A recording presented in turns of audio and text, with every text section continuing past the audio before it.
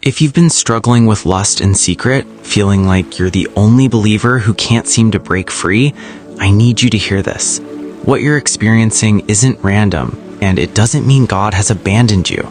In fact, there's a spiritual reason why those who are called often face this battle more intensely than others. You pray, you fast, you try to look away, to guard your heart, to renew your mind, and yet the temptation returns, sometimes stronger than before.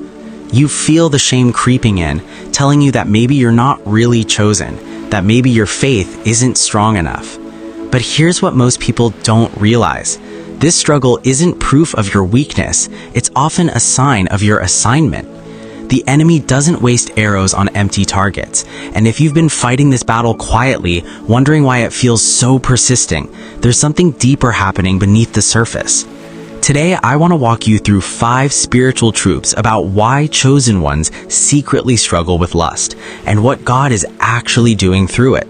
When God chooses someone, He opens their spiritual awareness. You feel things others don't. You sense conviction faster. But that same sensitivity also means you're more attuned to spiritual warfare. The enemy knows this. Lust isn't just a physical temptation, it's a spiritual attack designed to distract you from your calling. Think about Joseph in Egypt. Potiphar's wife didn't pursue just anyone, she targeted the one carrying a divine assignment. Your struggle isn't proof you're failing, it's proof you're a threat. God gives vision before provision. He shows you the calling before He releases the fullness of it. And during that waiting period, the enemy will try to disqualify you. Lust doesn't just steal your peace, it undermines your spiritual authority. It creates guilt, shame, and silence. It makes you feel unworthy to speak truth, to lead, to step into what God has prepared. This is why David faced Bathsheba at the height of his reign. The enemy wanted to cripple his influence. If you're being hit hard with this temptation, ask yourself, what is God preparing me for that the enemy is trying to prevent? Lust isn't always about desire. Sometimes it's about filling a void. Loneliness, rejection, comparison, unforgiveness. These are the cracks where temptation seeps in. God doesn't just call you to a purpose, He calls you to wholeness. And part of your journey is confronting the wounds you've been ignoring.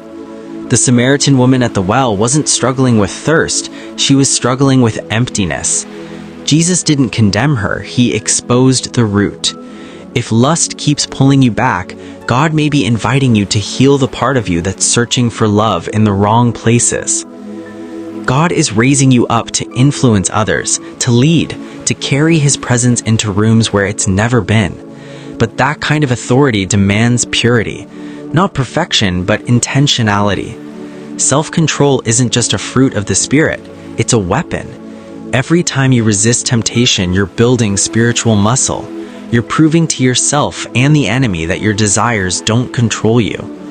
Paul said he disciplined his body and made it his slave, not because he was trying to earn God's love, but because he understood that his calling required focus.